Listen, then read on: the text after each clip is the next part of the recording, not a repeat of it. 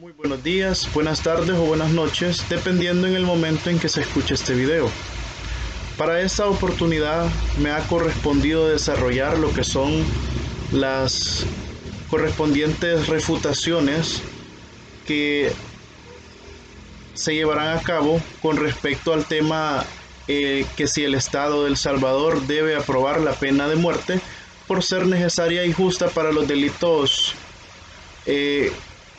de homicidio graves debido al fracaso de las prisiones para la reinserción de los delincuentes que no tienen respeto a la vida y demás, a proteger a la sociedad de estas personas. Para este día me ha tocado a mí refutar las alegaciones, refutar los argumentos, mejor dicho, de lo que sería la postura de la compañera Catherine Yulisa Lobos Hernández.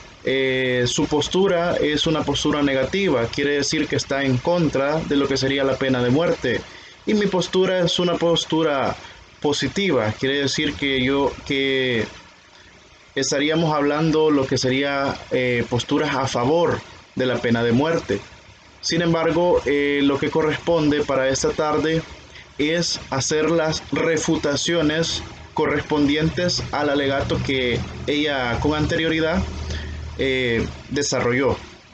Y pues sin más preámbulos, pasar a lo que sería el hecho de que si bien la Constitución regula en su artículo 27, solo en casos que el Código Militar lo permita, y ello corresponde a lo que sería la visión ecléctica para la formulación de la misma. Se ha usado el ius naturalismo y el ius positivismo en base al ius naturalismo.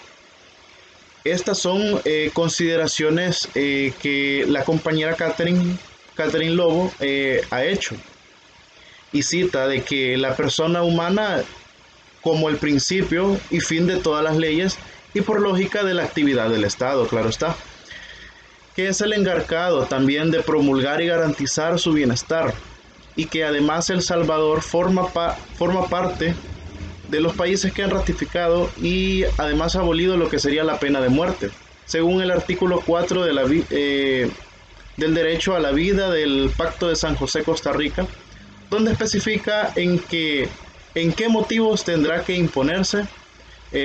Este se relaciona con el de la Constitución. Hasta ahí llega lo que sería el argumento de lo que sería nuestra compañera Catherine Yulisa. Recordarles que ella está en contra de lo que sería la pena de muerte y nosotros estamos en lo que sería a favor de la pena de muerte, ¿verdad? Y siempre con el mecanismo de refutar sus argumentos. Ahora bien, debo de reconocer que la compañera inicia sus argumentos citando oportunamente un dato. Esto es más que obvio, y es el que se refiere a que El Salvador ha abolido la pena de muerte.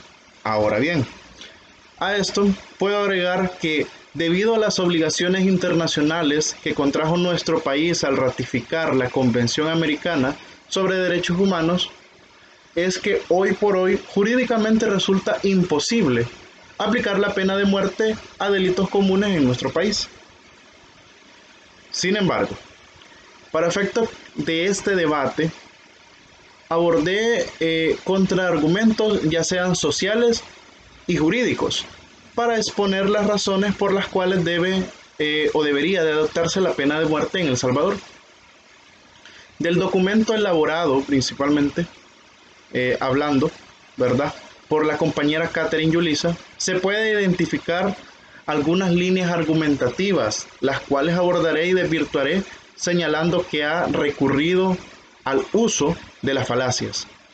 Y una de las primeras apreciaciones es señalar que los pronunciamientos de la Federación Internacional por los Derechos Humanos que ha citado la compañera a lo largo de su argumento no tiene fuerza vinculante para los estados, y esto implicaría que no hay una obligación de aplicar directamente dichos pronunciamientos.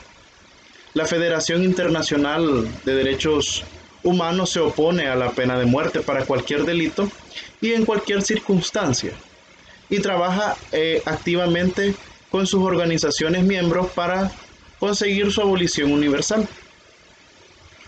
La pena de muerte constituye un tratamiento inhumano e incluso una forma, cita ella, de tortura. Además, la Federación Internacional de Derechos Humanos ha demostrado que la pena de muerte en general se pronuncia tras juicios. Según ella, según la compañera Catherine Yulisa, estos juicios son juicios injustos y su aplicación a menudo tiene un carácter discriminatorio. Y por último, termina citando que la Federación Internacional de Derechos Humanos recuerda que su supuesto efecto preventivo nunca se ha demostrado. Punto. Hasta acá termina lo que es de los primeros alegatos que la compañera Catherine Yulisa desarrolla en su argumentación. Hasta este párrafo, lo que les acabo de leer, encontramos 3 falacias, las cuales serán explicadas a continuación.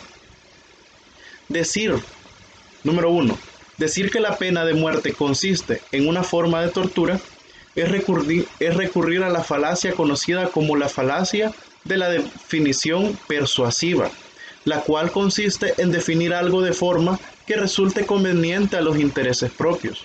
En tal sentido, la privación del derecho a la vida o pena de muerte, ordenada por una sentencia legal producida en un proceso que respete todas las garantías procesales, no constituirá tortura, como tampoco consiste en tortura las condenas de privación de libertad, aun si esas penas son penas perpetuas. Pues en ninguno de estos supuestos podría alegarse que plenamente se cumplen los elementos y la definición de tortura que ha reconocido la Corte Internacional de Derechos Humanos en casos como Penal Miguel y Castro y caso Espinosa González, ambos en contra de Perú. Que sea una acción internacional que produzca graves afectaciones psicológicas y físicas y que persiga una finalidad porque se trata de privaciones de derecho en el marco de la legalidad.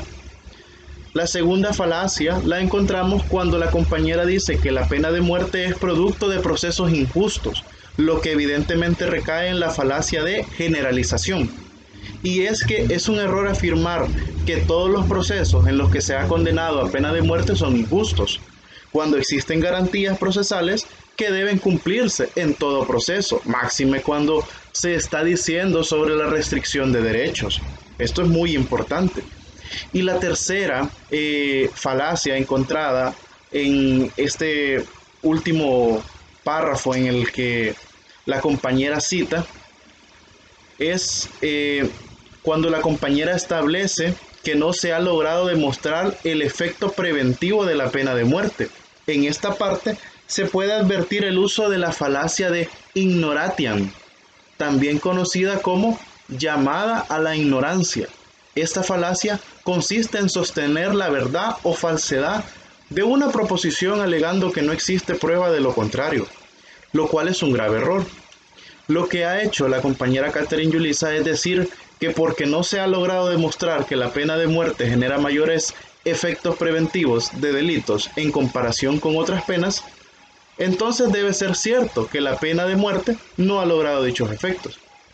La compañera Catherine Yulisa, al argumentar de esta manera, no basa su argumento en el conocimiento, sino en la ignorancia y en la falta de conocimiento. Ahora citaré lo que sería el segundo párrafo de el argumento que ha desarrollado la compañera Catherine Yulisa. Y cita: la última resolución de la Asamblea General de las Naciones Unidas, que hacía un llamamiento por una moratoria universal de la utilización de la pena de muerte y que fue aprobada por 117 países en diciembre de 2014, confirma la creciente dinámica internacional a favor de lo que sería la abolición. Además, también indica en su respectivo argumento que hoy en día más de 2/3 de los países del mundo han abolido la pena de muerte en su legislación o práctica. Lo anterior no es un argumento como tal, sino que la compañera ha caído en el error que se conoce como la falacia ad populum, que indica que algo está justificado porque lo hace la mayoría, sin dar razones concretas por las cuales debería aceptarse, sin importar si es una acción aprobada por la mayoría o no.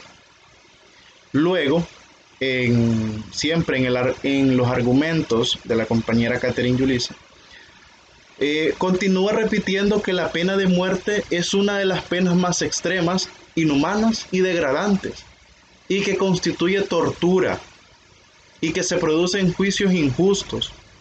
Sin embargo, ya identificamos las falacias de dichas afirmaciones, lo que pasaremos al último párrafo de sus argumentos, en el cual establece lo siguiente, y cito: ejecutar a una persona porque le ha quitado la vida a otra es nada más que una venganza, no justicia. Un sistema que ejecuta delincuentes está cometiendo la misma violencia, ojo por ojo. Una ejecución, amenaza de una ejecución, genera al igual un maltrato físico y psicológico.